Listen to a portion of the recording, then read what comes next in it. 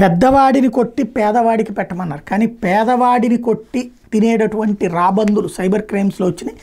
తాజాగా చూస్తే సైబర్ నేరగాళ్ళు రోజుకో మార్గంలో అమాయకుల్ని టార్గెట్ చేసుకుని వాళ్ళ ఖాతాల నుంచి డబ్బులుగా చేస్తున్నారు. ఏకంగా చంద్రబాబు ఫోటోతో ఉన్న నెంబర్తో వాట్సాప్ కాల్ చేసి మహిళల ఖాతాల నుంచి అందినగాడికి దండుకుంటున్నారు.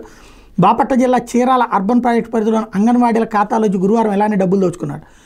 ఐసీడీఎస్ చీరాల అర్బన్లో పేరాల ఆనందపేటకు చెందినటువంటి అంగన్వాడీ కార్యకర్త అనితకు మధ్యాహ్నం ముఖ్యమంత్రి చంద్రబాబు ఫోటో ఉన్నటువంటి నెంబర్ నుంచి ఫోన్ వచ్చింది. హెల్త్ డిపార్ట్మెంట్ నుంచి కాల్ చేస్తున్నామని చెప్పి గర్భిణులు బాలింతలకి జననీ సురక్ష కింద ముఖ్యమంత్రి 15,000 ఇస్తున్నారని కాల్ చేసిన వ్యక్తి చెప్పాడు. అంగన్వాడీ కేంద్రం పరిధిలోని లబ్ధిదారుల ఫోన్ నెంబర్లు ఇవ్వాలనుకోవడంతో ఆ ముగ్గురు ఫోన్ నెంబర్లు ఇచ్చింది.